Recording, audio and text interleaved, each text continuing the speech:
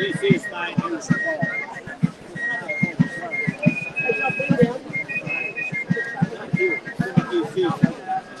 Not like Yorktown.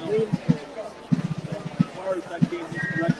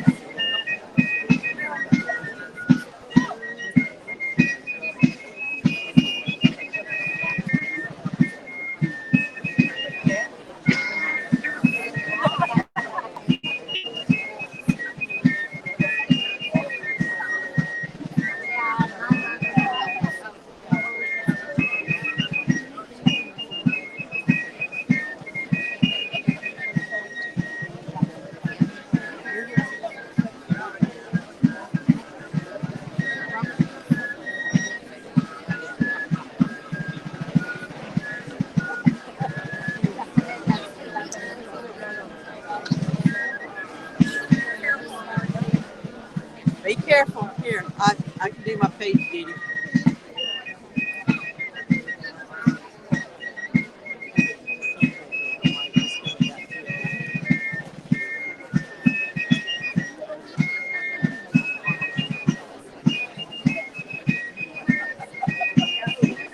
Got room for one more?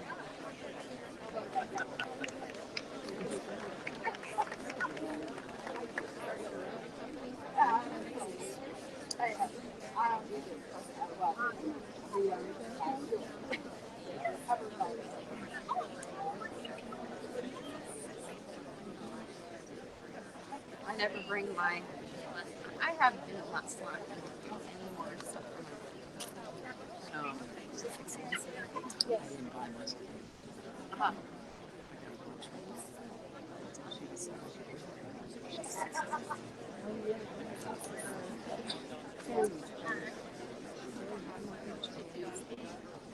I mean, I had quite a few.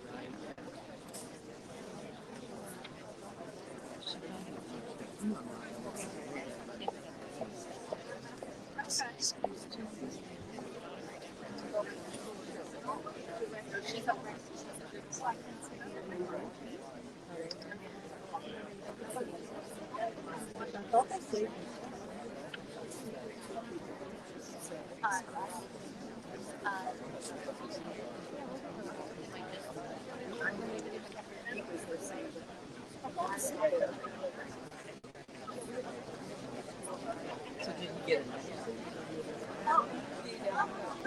Yeah. For that's for after.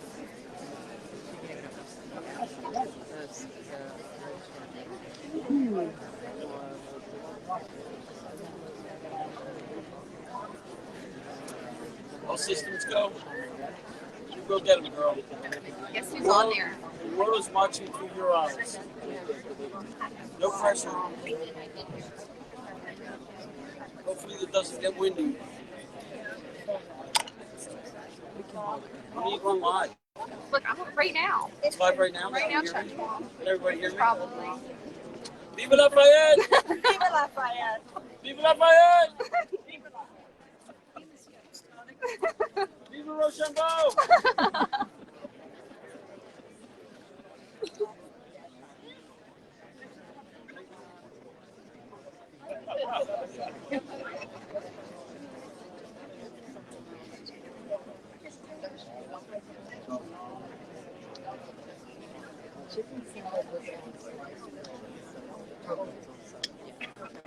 I know, because I had chicken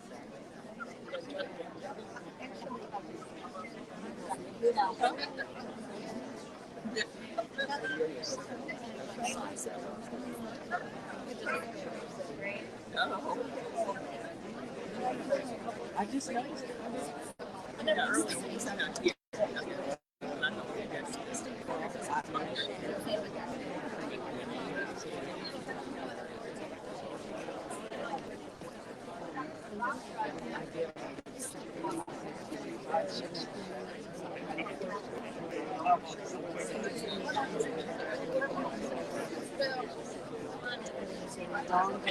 She said she had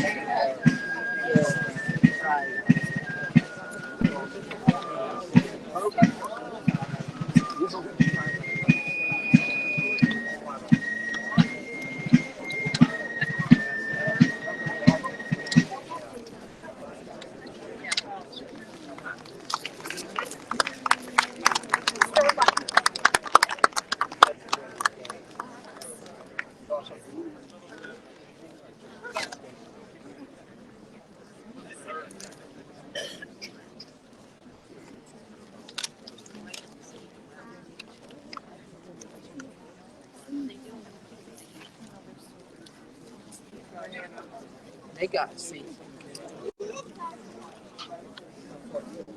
Viva Homer!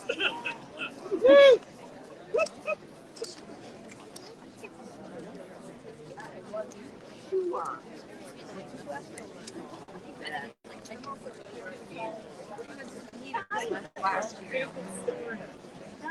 It's AFL.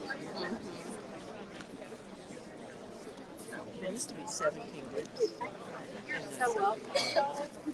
No. Someone else. We have a house. We don't have a house here. Yeah, I think after The next time that after my brother-in-law, Yes. you see her here, then you meet the president. And I think the next year was the year that the kids kind of get scared, really get that ambulance. I think that's the next time to see it.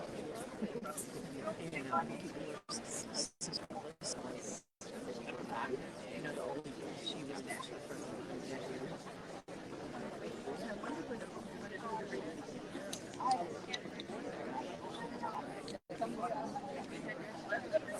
And they just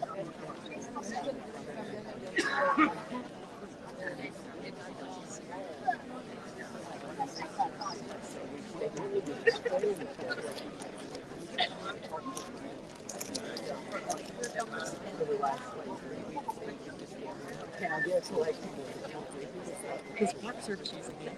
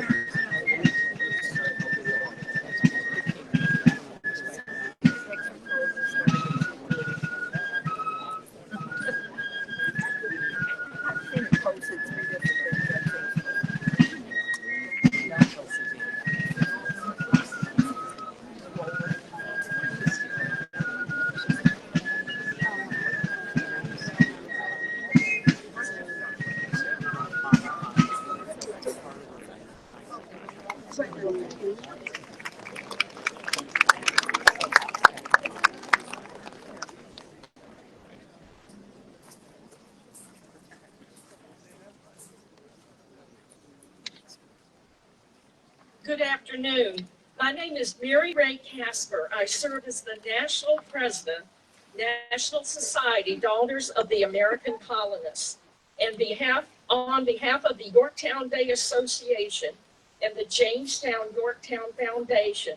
Welcome to the 244th anniversary celebration of the victory at Yorktown.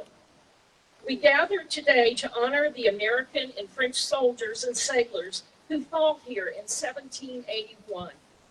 This was the last major battle of the American Revolution, and it secured the independence for the American colonies. Today, we also recognize the Spanish contribution to the cause of American independence, and we would be remiss if we did not also recognize General Rochambeau's 300th birthday.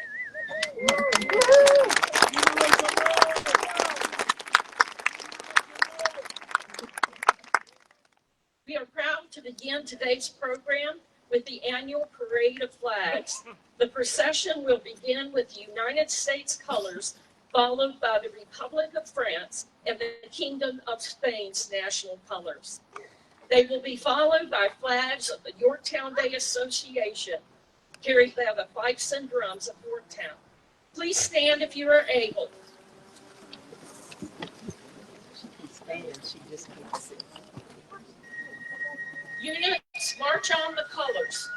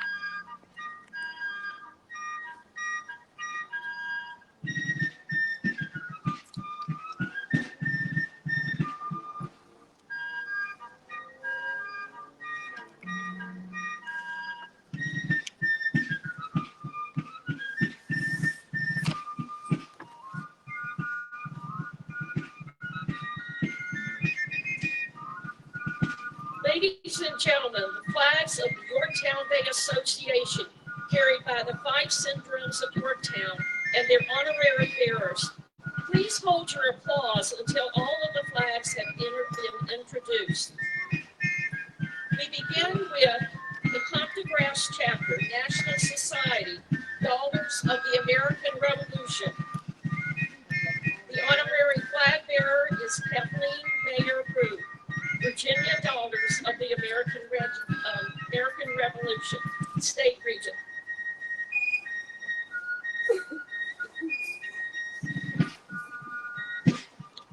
The National Society, Daughters of the American Colonists, honorary flag bearer Karen Kovalov, State Regent, Virginia State Society, National Society, Daughters of the American Colonists.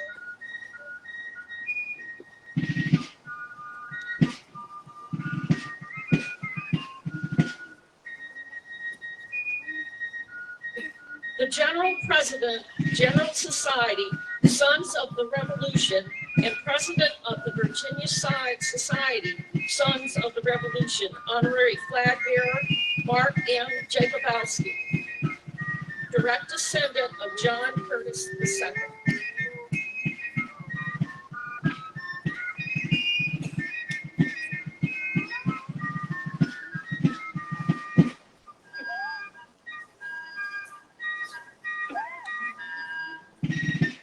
York County Historical Museum honorary flag bearer Maria Hefner, York County Historical Museum Board of Directors.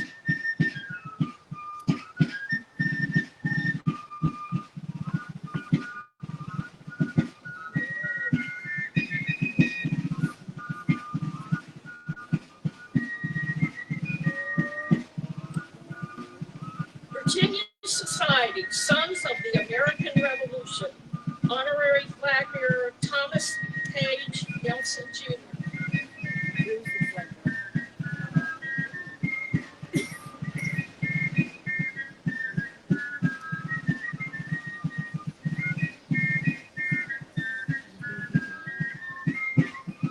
Yorktown Preservation Society, honorary flag bearer Elizabeth Tragle.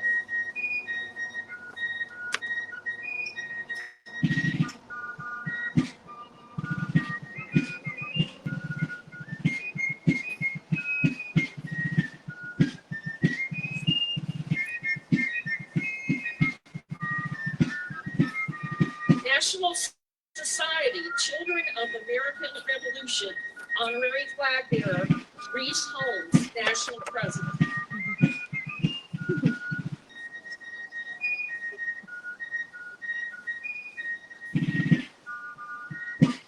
Society of the Cincinnati in the state of Virginia, honorary flag bearer Mr. Darren Acosta and his 10-year-old son, Leonardo Acosta.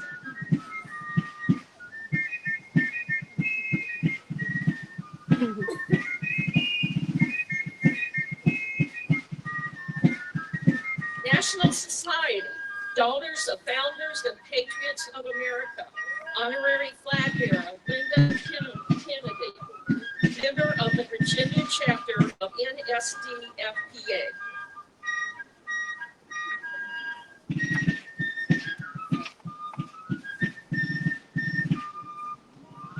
York County Board of Supervisors, honorary flag bearer, the Honorable Douglas R. Holroyd, Vice Chairman, York County Board of Supervisors.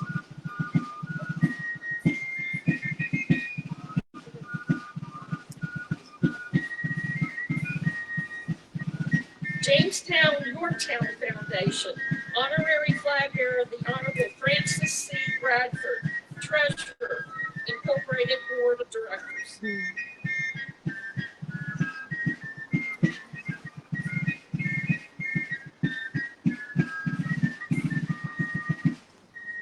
Yorktown Foundation, honorary flag bearer Amy Dimitri, Yorktown Foundation's representative to the Yorktown Bay Association.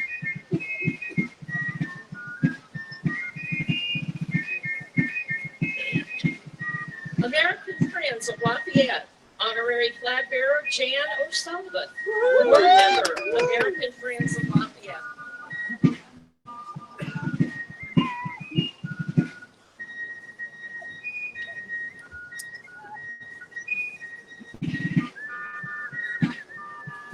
Finally, to honor our absent partners, please welcome the flag of Colonial National Historic Park, the National Park Service.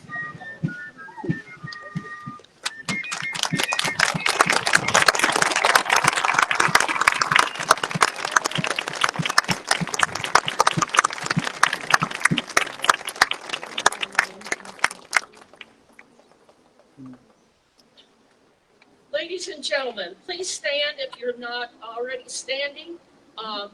And we will have the invocation offered today by the Reverend Kenneth Rocklow, United States Coast Guard Auxiliary.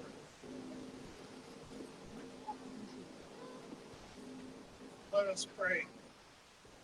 Eternal God, today as we gather as a people who are free because of what happened here in 1781, we are reminded that the victory was won because of the determination and lofty goals to obtain freedom and liberty, and that these goals were worth the sacrifice, and we were certainly not alone in our endeavors. We must never forget that our allies stood beside us and shared in our desire for these goals. Together, we were able to begin our journey as a nation which still strives for freedom and liberty. Today is a day when we remember, but you, O Lord, also call us to fully live in the present and to look forward to the future. You, Lord, call us to ask ourselves how we might continue to hold high the light of liberty to all your people. What happened here is a part of who we are and who you called us to be as a nation. We ask for your blessings as we remember, as we give thanks, and as we commit ourselves to a bright future as your people. It is in your most holy name that we pray. Amen.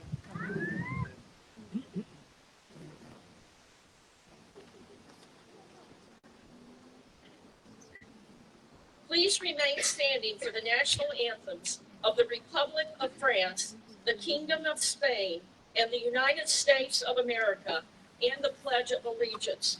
To sing the French national anthem, Le Marseillaise, please welcome Ms. Laura Height.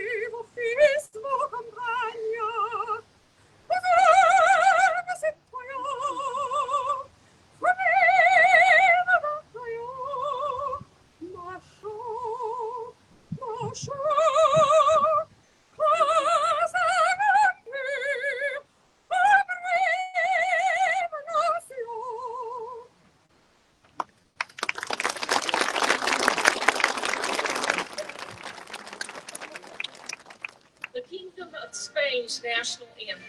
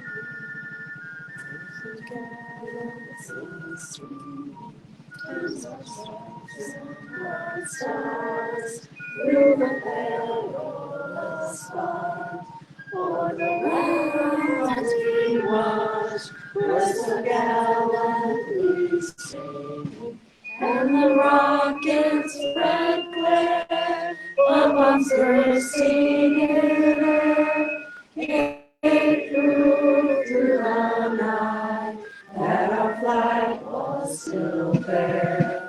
Oh, say does that star-spangled banner yet wave o'er the land of the free? Oh, brave.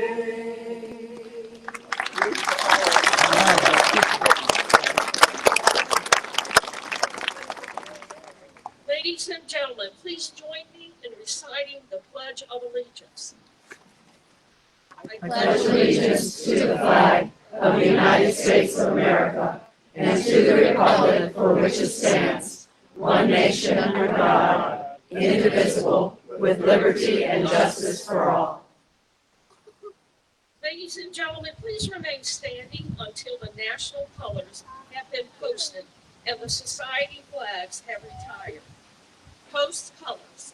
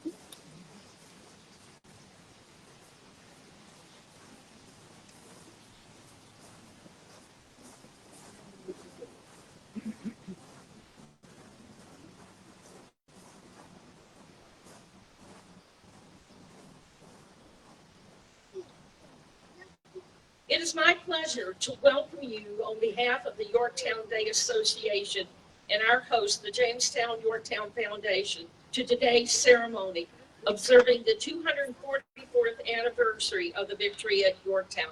You may be seated.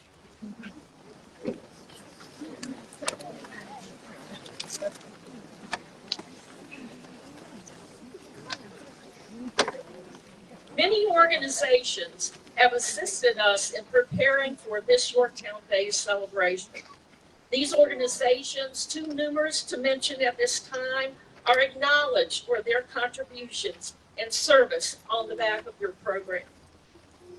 I would like to recognize the distinguished guests on the platform today who represent the 13 societies that make up the Yorktown Day Association.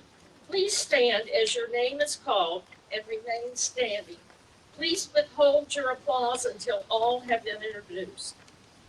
National Society, Daughters of the American Colonists, Platform Representative, Karen L. Kogaloff.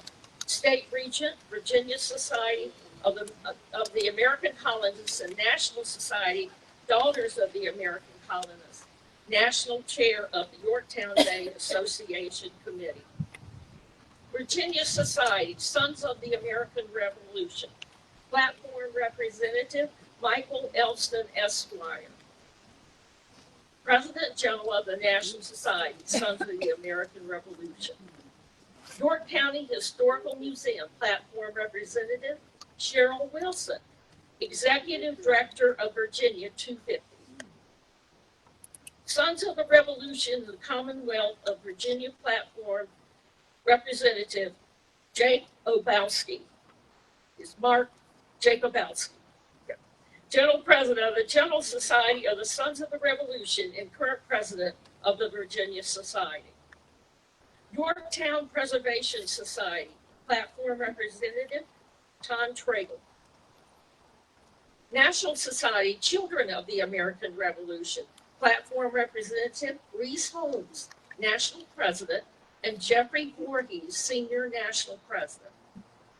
Society of the Cincinnati in the State of Virginia, Platform Representative, Dr. James W. Rawls, Jr. National Society, Daughters of Founders and Patriots of America, Platform Representative, Dr. Kimberly Nagy, former National President. York County Board of Supervisors, Platform Representative, the Honorable Sheila S. Knoll, Chairman, York County Board of Supervisors. Jamestown Yorktown Foundation, Platform Representative, the Honorable Thomas K. Norman Jr., Chair of the Jamestown Yorktown Foundation Board of Trustees. Compton Grass Chapter, National Society, Daughters of the American Revolution, Platform Representative, Jennifer Carver, Virginia State DAR Chair, Yorktown Custom House, District 1 Treasurer, Chapter Representative, Yorktown Day Association. Yorktown Foundation, Platform Representative, William W. Cole, President, Yorktown Foundation. American Friends of Lafayette, Platform Representative, Lee Nelson, Yorktown Day Association Board Representative, Yorktown Day Association Treasurer. Yorktown Day Association President, Suzanne Reynolds, National Society, Children of the American Revolution, Yorktown Day Association Representative. Let's all show them our.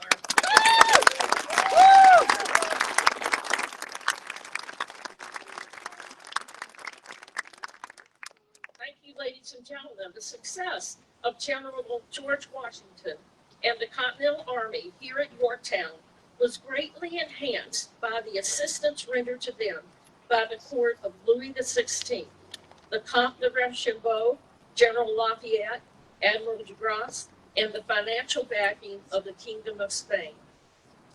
General Rochambeau, together with General Washington, planned and executed a secretive 400-mile march of the combined French and American forces from New York to Virginia, led the French expeditionary forces, and helped to develop the plans for laying siege to the town of York, and ultimately the Allied forces' decisive victory on this day, 244 years ago. This year, we honor General Rochambeau on what is the 300th year of his birth.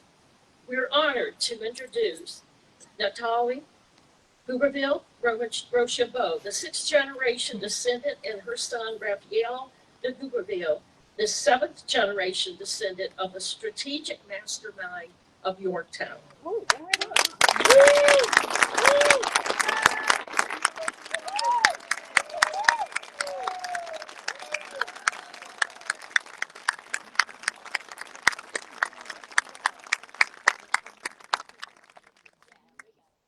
Thank you for being with us today. Some 10,000 French soldiers and sailors fought along American forces under George Washington.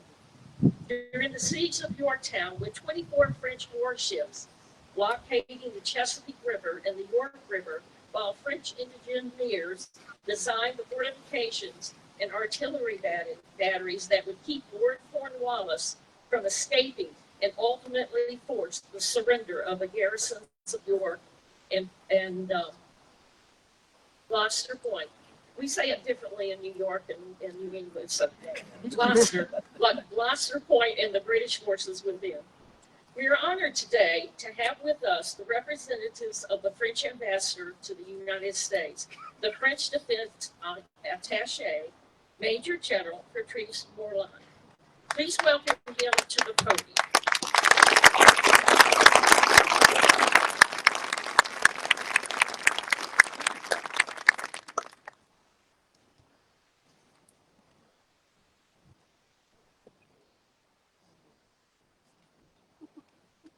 I will take my glass.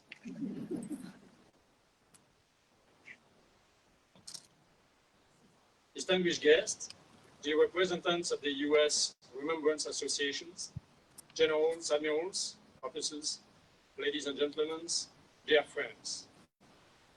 Humanity has won its battle. Liberty has no a country. Those are the words of Marquis de Lafayette few days after the Battle of Yorktown on October the 19th, 1781. It is therefore truly an honor for me to attend this emblematic ceremony, the Yorktown Day celebration, for the very first time as the incoming French Defense Attaché to the United States of America. Since I stepped into this role last August, I attended numerous official meetings and ceremonies that all testified the strong dedication of our two countries to keeping alive the memory of such meaningful and evocative moments in our shared history as this one. And what better symbol of the oldest alliance between France and the United States of America than the Battle of Yorktown? From our countrymen's bravery and bloodshed on this battlefield emerged a common sense of destiny based on shared values, freedom, and human rights, emanating from the spirit of enlightenment, which cross-fertilized both sides of the Atlantic at the end of the 18th century. Therefore, the battle that we are commemorating here today marked not only a decisive moment in the history of the United States of America, and a turning point in the American Revolution, but also a turning point for the entire world. Historians attribute the victory at Yorktown over the British forces led by General Cornwallis to a number of factors. The general's tactical skills, the fact that the Continental and the French armies far outnumbered the British, the Chesapeake battle and its subsequent naval blockade, the modern artillery provided by the French, and the diseases that disabled many British troops.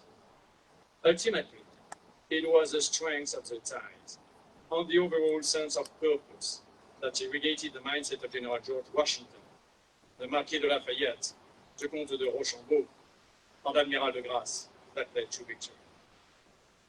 During his state's visit in the US in 2022, President Emmanuel Macron stated that over centuries, every time there was something vital at stake, we were there, one for the other, without any doubt, without any hesitation. And this is very much what should structure the rest of it. End of quote. In World War I, American troops fought alongside their allies, helping to turn the tide and put an end to that atrocious war by combining our strengths. A few decades later, American GIs demonstrated their fierce commitment by sacrificing their lives as they stormed the beaches of Normandy and played a decisive role in liberating France. And General de Gaulle often refers to the fact that we both saved each other. As next year we'll be celebrating the 250th anniversary of the independence of the United States, there are no doubt that France and the United States will continue to stand again, side by side, should dark time of intimidation or tyranny come back. In fact, they already do so all over the world, to address multiple and multifaceted security challenges in an exceptionally volatile environment. Russia's war of aggression against Ukraine, subversive and intimidation policies in the Indo-Pacific, high instability in Africa as well as in the Middle East, persistent terrorist threats, UAVs proliferation, Iran nuclear military program and proxy strategy, hybrid cyber information warfare, domestic interference, and so on. As Winston Churchill once said, those who fail to learn from history are condemned to repeat it.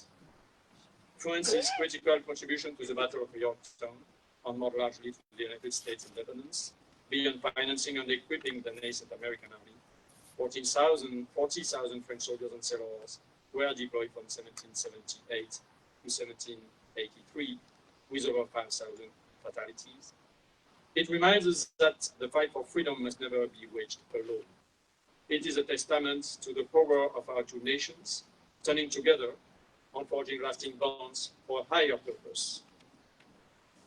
Thus, today, we are gathered here to honor the brave soldiers who gave their lives on this battlefield, and remind our past successes, and through them, to recognize the critical importance of the long-standing alliance between the United States and France, two nuclear powers, member of the United Nations Security Council, with all the responsibilities it implies. Being the oldest ally is much more than just a long-standing friendship. Yorktown legacy definitely serves as our mutual compass to navigate in the hazardous trends of history and guide us into a better tomorrow for national and international security, long-lasting peace based on the rule of law, and the overall stability of the world. Long live France, long live the United States of America, long live the friendship between France and the United States of America.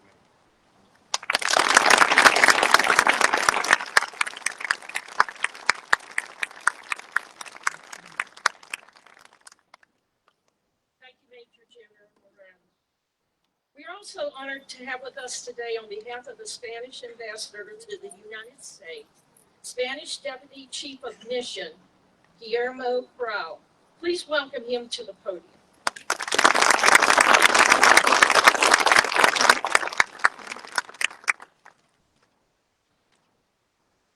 Thank you.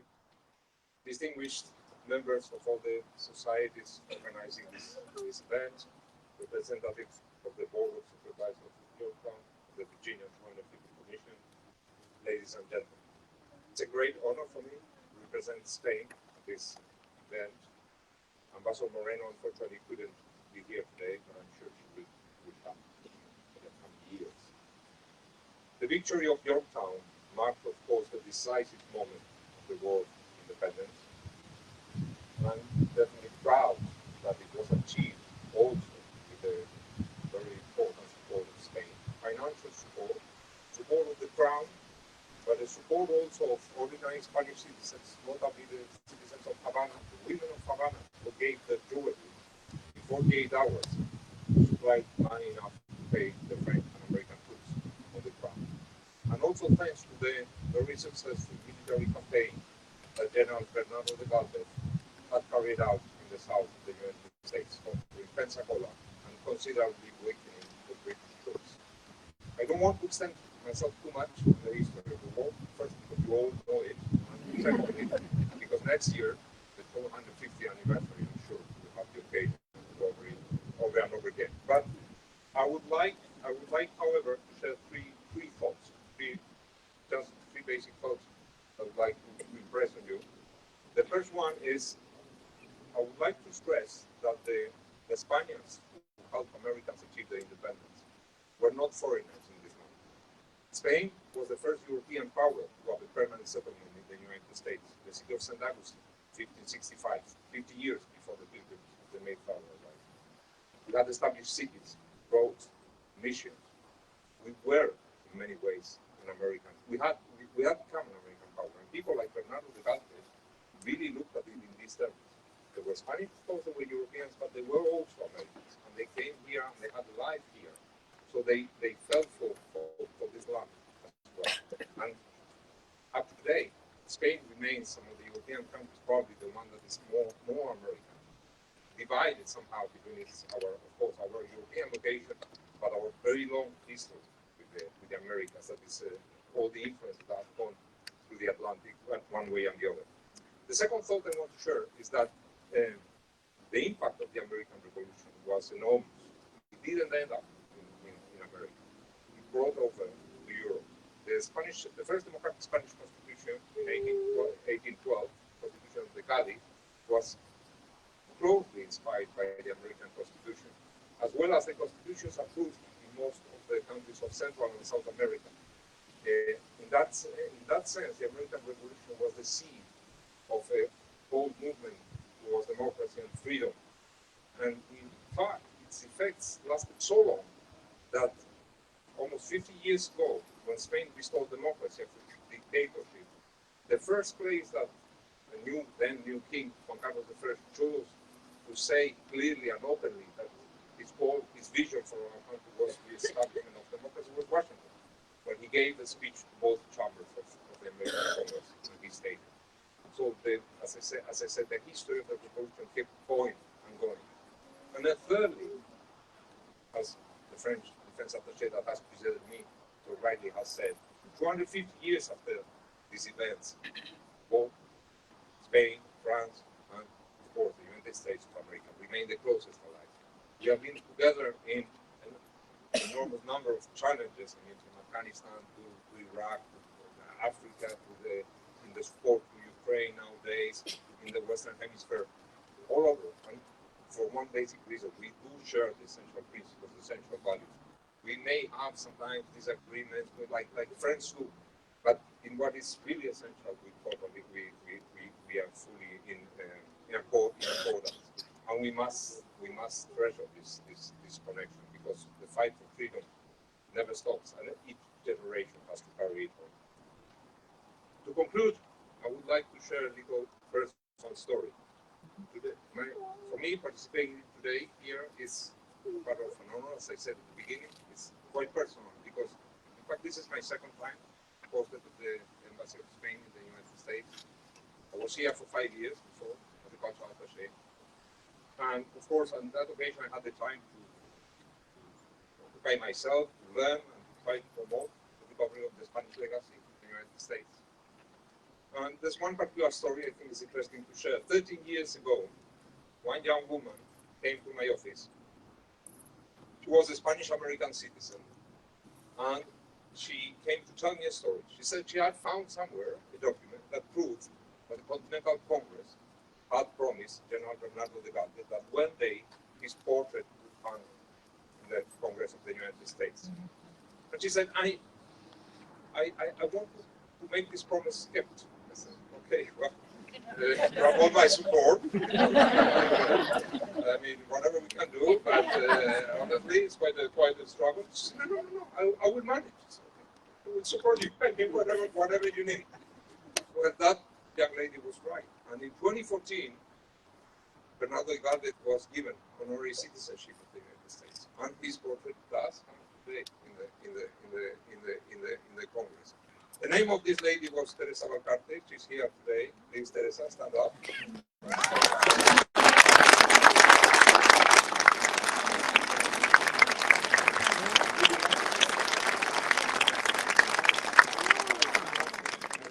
Thank you for all you have done nowadays with the support of Iberdrola, Spanish energy company that is also involved here. Thanks to you. Thanks also to the Yorktown County Museum that will display this history, the National Park Service. Thank you to all of you. Have a wonderful day. Thank you.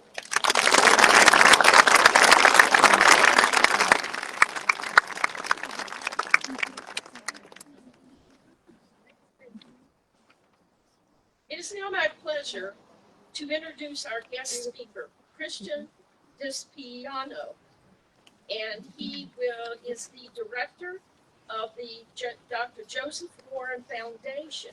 He also serves on the board of the Charleston Historical Society and is a member of the Bunker Hill Monuments Association and is the vice chairman for the Massachusetts Freeman's Revolution 250th Committee. As a historian, he has dedicated nearly 3 decades to the study of Dr. Joseph Warren and the Boston Rebellion. Ladies and gentlemen, please welcome Mr. Despiano.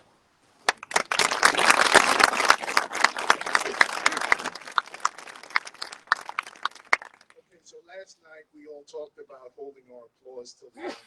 So you might wonder why someone from New York living in Virginia is going to be talking about Massachusetts at Yorktown Day. So save your booing until the end. But it really is a humbling honor to be here. And it's always nerve-wracking when people speak before you who are so eloquent and knowledgeable. So I'm going to try and take us back in time a little bit. But I wanted to thank Karen, and I want to thank all the distinguished guests here from France, from Spain. To me, I love this because this is international unity and camaraderie, and we're celebrating not only Yorktown Day, but the battle and nearly a quarter of a millennia of comradeship with the French. So I'm going to take us back in time a little bit to 1775. Now, how many here have heard about someone named Dr. Joseph Warren? Please raise your hands. Okay, not bad.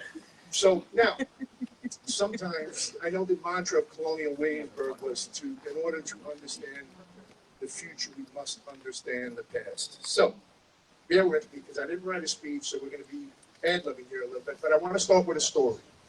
So after the American Revolution, Ethan Allen traveled to England, and he was there on official business, and he was invited over to a lord's house to have a meal. And after a while, he excused himself to go to their privy, and what they had done was they had hung a portrait of George Washington in the privy so that it was obvious when someone was sitting, that's what they would be looking at. So when he returned to the dinner table, they asked him, what did you think of the portrait of George Washington? And he said, I think it was a perfect place for it. Yeah. And they quizzically looked at each other and said, why? And he said, well, the mere sight of General Washington would make any British man soil himself. So now, we are going to be talking about Joseph Warren because there's almost a strange equator line in American history in 1775. Okay, so now, Joseph Warren dies as a traitorous subject of King George III. He dies at the Battle of Bunker Hill, June 17, 1775. This is the greatest first battle of the American Revolution. So we're setting the stage for the last great battle of the American Revolution in Yorktown. Now, to give you a little background about Joseph Warren and why I think he is so important, bear with me. Okay? Now, I'm going to jump ahead. The buzzwords we've heard in American history are always the Boston Tea Party, the Boston Massacre. These words resonate with many Americans. Now, Joseph Warren was a major participant in every major insurrectionary event in the Boston Rebellion, from the Stamp Act in 1765 to the Battle of Bunker Hill in 1775, where he loses his life. In 1774, after the Boston Tea Party, he writes what's called the Suffolk Resolves.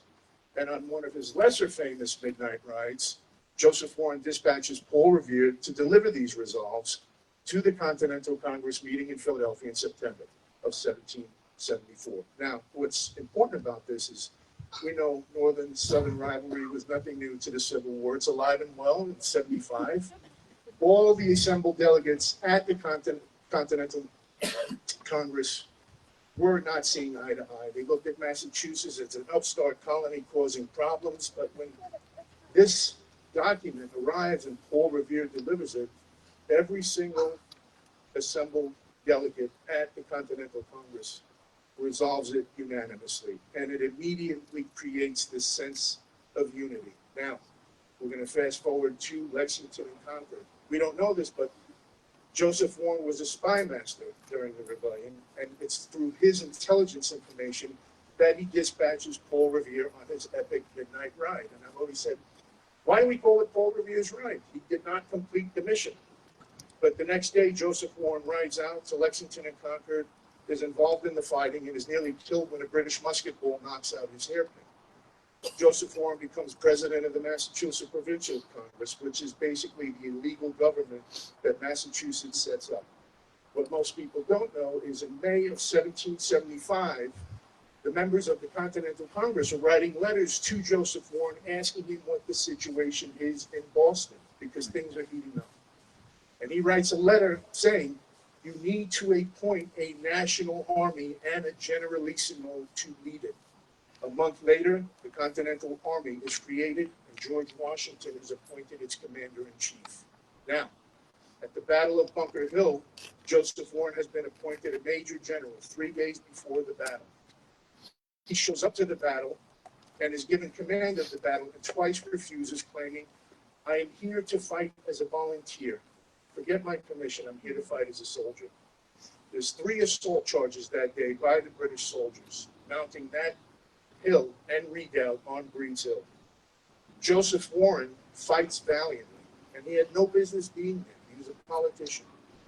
And in the last charge, in the last seconds of the battle, he's shot through the face and killed. He was there defending his fellow soldiers so that they could all get on the sole route of retreat to the road to Cambridge. Now, when Washington hears the news that Warren is killed and his body is horribly mutilated, that for him is the turning point. He receives the news when he's in New York. He arrives in Cambridge 2 weeks later, on July 3rd, 1775. And at this point, see, we have the benefit of hindsight, folks, right? So at this point, it's not the miraculous victory, Yorktown 1781. This is Boston 1775. Washington has been a retired colonel of the Virginia Regiment for almost 2 decades. He's not well known in Massachusetts. And a man like Washington, with his character, his morals, his bravery, knows the ultimate price that Warren has paid on the battlefield. Warren was a widower and had left behind 4 orphan children ages 2 to 10. He stayed in that redoubt. I can't even imagine the nerve it would have taken to stay there, because they had run out of ammunition and the fighting had gone to some of the most basest forms of violence, throwing rocks, stones, using the butts of their muskets. When the British find out Warren's been killed, General Howe says Warren's death was worth 500 of my bravest soldiers. Former Royal Governor Thomas Hutchinson claims had Warren lived, he would have become the Cromwell of North America. The Lieutenant Governor, Peter Oliver, said had Warren survived the battle, he would have become not only the greatest man, but Washington's name would have been in obscurity. And I don't like dealing in speculative history. I don't know what would have happened. I think Warren would have been just as prominent in the post-revolution as the pre-revolutionary era. But this battle had major consequences, because during the Battle of Brooklyn, General William Howe, who had watched his officers being picked off one by one during the Battle of Bunker Hill, has an opportunity to attack. Had he done that, he would have routed Washington's army at the Battle of Brooklyn. He hesitates because of what happened at Bunker Hill. And let's keep in mind, the Battle of Bunker Hill produces the most casualties of any other battle throughout the entire American Revolutionary War. It is a brutal battle. It is the first pitched battle of the American Revolution, and thus begins this siege of Boston. Okay? Some of the other lessons Washington took away from this. I'm very in touch with many Washington scholars who claim that Washington's greatest move throughout the American Revolution was inoculating these soldiers from smallpox, because the number one issue and casualty rate was not due to the enemy sword, it was due to disease. So in 1777, Washington has the entire army inoculated. And I want to bring up these little points because they're so important. We all praised Thomas Paine's common sense with saving the Continental Army in 1776. But in December of 1775, the initial enlistment terms for the Continental soldiers is expired. Washington reaches out to Connecticut Governor Jonathan Trumbull and asks him to send a reverend to give a discharge in front of the troops. Connecticut Governor Jonathan Trumbull sends a reverend by the name of Abiel Leonard, who delivers a discharge. When he's done with that discharge, there was almost a 100% rate of re-enlistment in that Continental Army, which saved the Army before Thomas Paine's Common Sense is even published.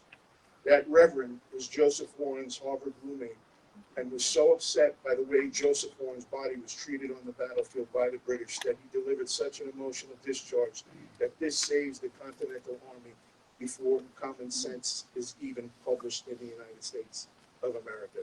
So again, we're trying to give, I don't want to say a history lesson, but we're going back to 75 to see what led to the Battle of Yorktown.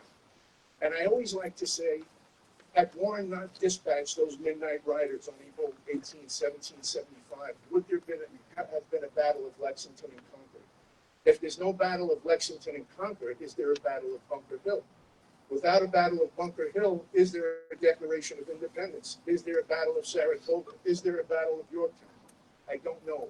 But I know in those 10 years leading up to the rebellion that Joseph Warren was an active rebel. And he was involved, like I said, in every major insurrectionary event in the decade leading up to independence. And the reason we don't know his name today is because he's killed a year before the Declaration of Independence is clear. Not as a American citizen or part of this triumphalist phase in American history, but as a traitorous subject to King George III. So I hope I haven't bored you too much with this history lesson, and I hope you have a little background now of some of the events that led up to the Battle of Yorktown and this distinguished figure, Dr. Joseph Horn. So again, I'm so humbled to be here. I'm so inspired by being around an international delegation of people who can assemble and celebrate together and still be comrades and still be brothers in arms. And thank you for listening to the story about Dr. Joseph Horn.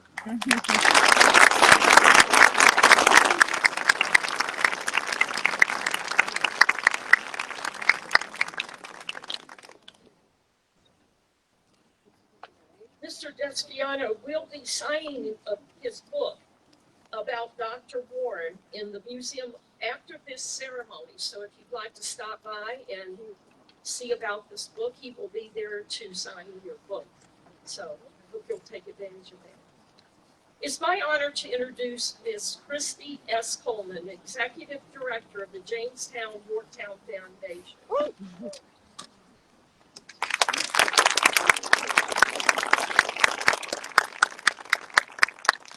Good afternoon, everyone. We are delighted that you're here, and no, I am not Tommy Hornet.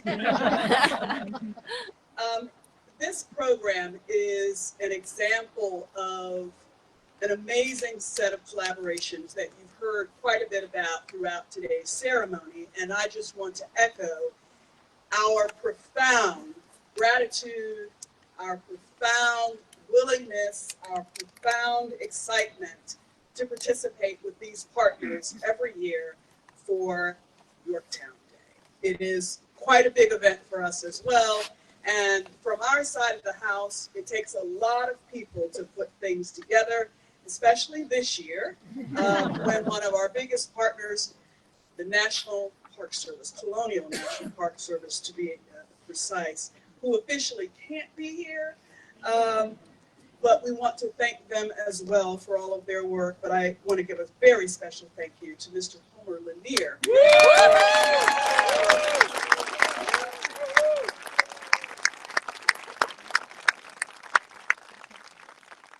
For those of you who may not have visited the American Revolution Museum at Yorktown before, I encourage you before you leave town to do so. Because the Jamestown Yorktown Foundation, we are driven by our mission to explore the convergence of cultures and the legacies bequeathed to a nation. And that mission drives everything we do. So you can go through our galleries and watch the timelines and the films and see all of the diverse peoples who helped make America what she is from the beginning. It wasn't just the French, thank you very much. It wasn't just the Continental Army, thank you very much. It wasn't just the efforts and the monies of the Spaniards, thank you very much. But it was also indigenous nations. It was also persons of African descent. Everyone who believed in a very important idea laid down in a document that profoundly changed not just a nation, or creating a nation, but profoundly changes the world. A simple idea that all men were created equal and endowed by their creator with certain inalienable rights. Had it not been for those words, it could have been possible that all 13 of our colonies in a new nation conceived would have continued with the enslavement of Africans. But those words hit hard, and very quickly, as new constitutions were being established, slavery was abolished in more than half of them.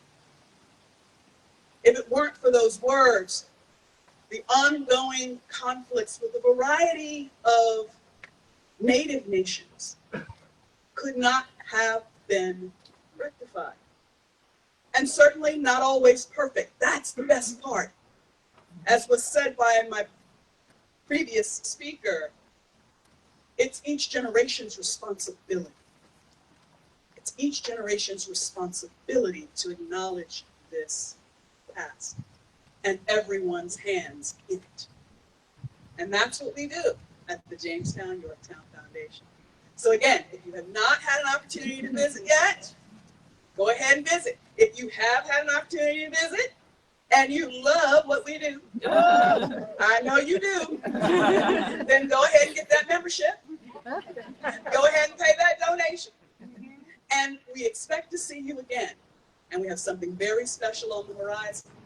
Not only did we open for Yorktown Day our Fresh Views of the American Revolution art show, we also have coming very, very soon, Give Me Liberty will be returning to commemorate the 250th. So learn more about us. And again, thank you all so much for being here. And thank you all so much for your dedication to this history and culture.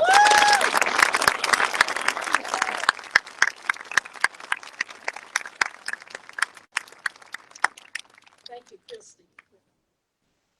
Today we gather surrounded by hallowed ground to honor a moment that forever changed the course of history.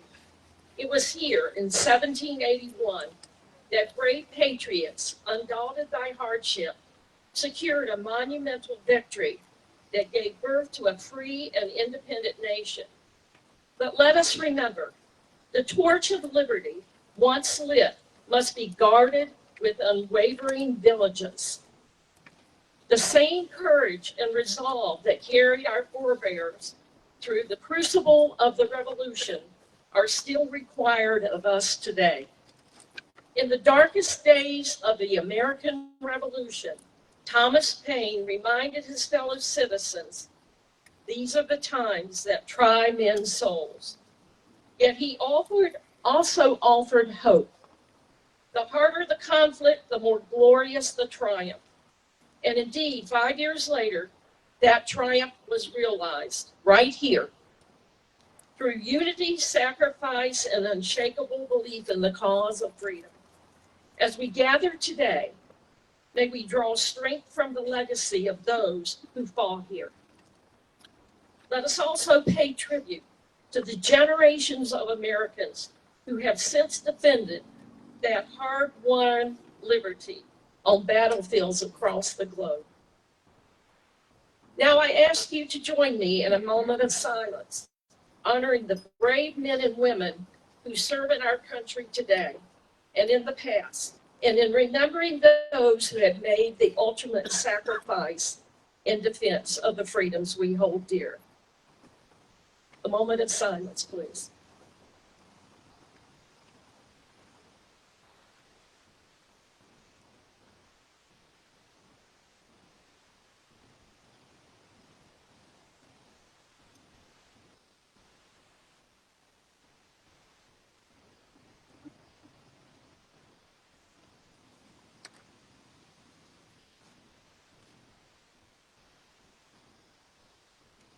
A memorial wreath will now be brought forth in memory of those who lost their lives during the struggle for independence at the siege of Yorktown in 1781.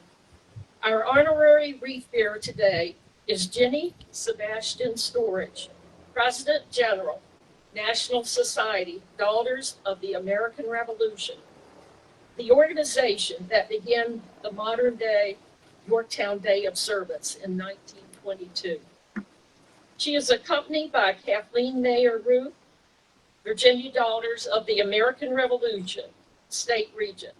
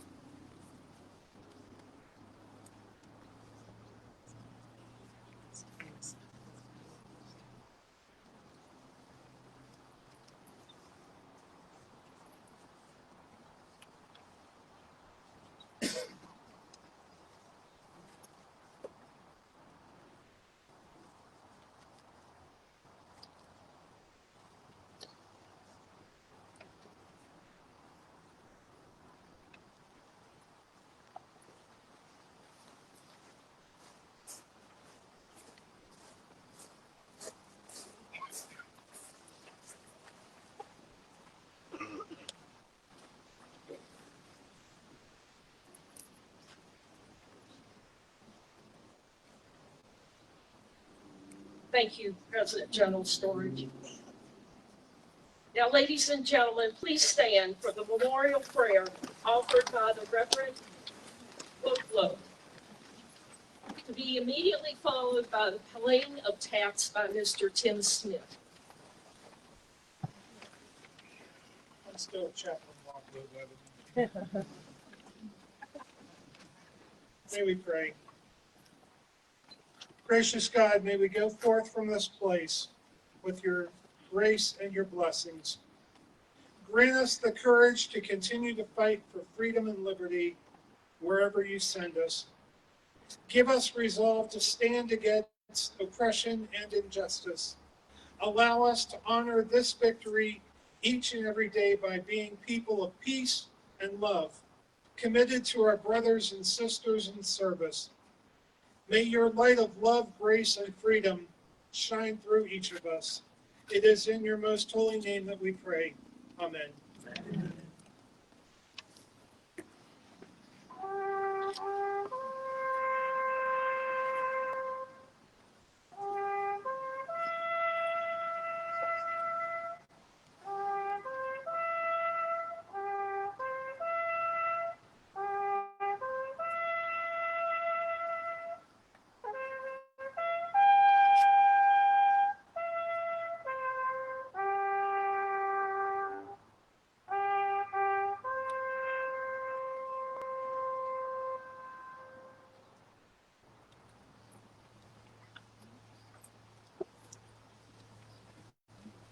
Ladies and gentlemen, we thank you for your participation today and look forward to seeing you again next year for the 245th anniversary celebration of the victory at Yorktown. To conclude today's festivities, I would like to call forward Mr. Homer Lanier, Director of Visitor Experience for the Jamestown Yorktown Foundation, to close our ceremony with a special salute.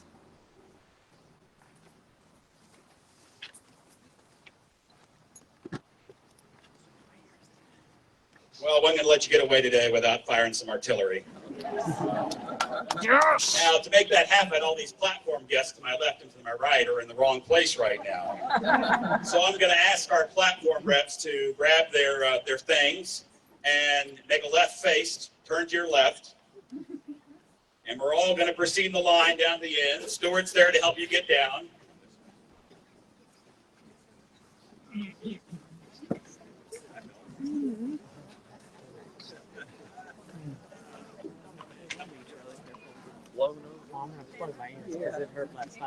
And my team is going to move in and start snapping up these chairs because we don't want to send them downrange either. What a beautiful day it's been. 244 years ago. I wonder, was this silent then? Over 100 pieces of artillery, French and American artillery, have been placed in battery and brought to bear on the garrison of York. 100 pieces of artillery. You do a little math on that, they'll tell you that there was a piece of artillery lobbing a shell or sending a shell through the town of York about every minute of the day. 100 pieces of artillery tore Yorktown apart and forced the surrender of the British forces in the garrison of York and the garrison of Gloucester Point. Then came the negotiations on those articles of capitulation that would spell out how things were going to be as the British Army gave up their positions. There would be 14 articles of capitulation negotiated and agreed upon at the Moore House here in Yorktown. As my crew loads the artillery pieces, and I have to give them time to load the artillery pieces, I'm not going to read all 14. Don't worry. But a friend of mine shared a few that might give you a little look as to what was going on around this time of the day, 244 years ago, October 19, 1781. Article 3 read, at 12 o'clock this day, the 2 redoubts on the left flank of York to be delivered, the one to a detachment of American infantry, the other to a detachment of French grenadiers. The garrison of York will march out to a place to be appointed in front of the post at 2 o'clock precisely, with shouldered arms, colors cased, and drums beating a British or German march. They are to ground their arms and return to their encampment, where they will remain until they are dispatched to the place of destination. 2 works on the Gloucester side will be delivered at 1 o'clock to detachments of French and American troops appointed to possess them. The garrison will march out at 3 o'clock in the afternoon. The cavalry with their swords drawn, trumpets sounding, and the infantry in the manner prescribed for the garrison of York. They are likewise to return to their encampment until they can be finally marched off. Article 4 says, officers are to retain their sidearms. Both officers and soldiers to keep their private property of every kind, and no part of their baggage or papers to be at any time subject to search or inspection. The baggage and papers of officers and soldiers taken during the siege to be likewise preserved by them. It is to be understood that any property obviously belonging to the inhabitants of these states in the possession of the garrison shall be the subject to be reclaimed. In Article 10, it's short, but it caught my attention because I think it shows the compassion of General Washington and the leadership of his officers negotiating. Article 10 says, natives or inhabitants of different parts of this country at present in York or Gloucester are not to be punished on account of having joined the British Army. So as the guns fell silent and these articles were negotiated and agreed upon and put into force, what a day of celebration it was. As I look around amongst my artillery crew, they want me to be quiet and get out of the way. We're going to have a battery fire here in just a moment from left to right. You'll hear the command come.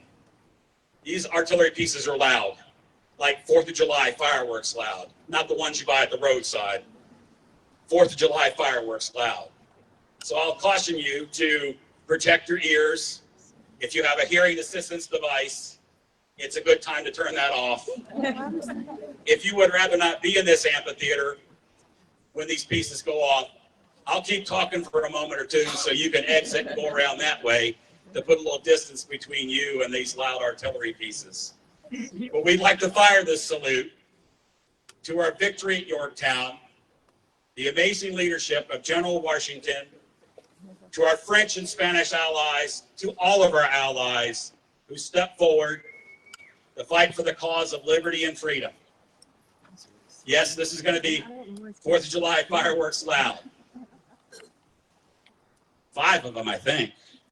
They'll go off one after the other. I'm going to put this ink pen in my pocket. I'm going to pick up this book. I'm going to hand this podium off. I'm going to pick this up. I'll turn it off when I get over here, and I'll hand it off to our gun captain. When I shout make ready, that's the time to cover your ears, because they'll be coming. We'll be firing from right to left in sequence. Battery! Take care to get running fire from right to left! Make ready! Fire!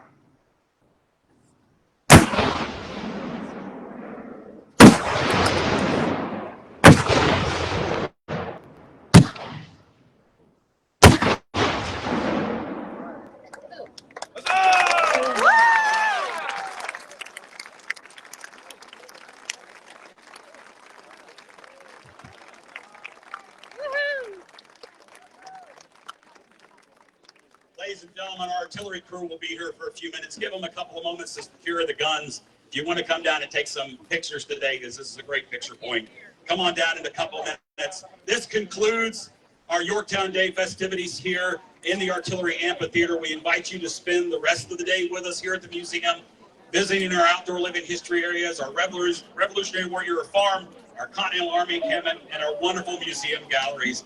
And don't forget, stop by the gift shop. You can pick up your copy of the book about Joseph Warren, and our author will be there to sign it. Have a nice Yorktown Day, everybody.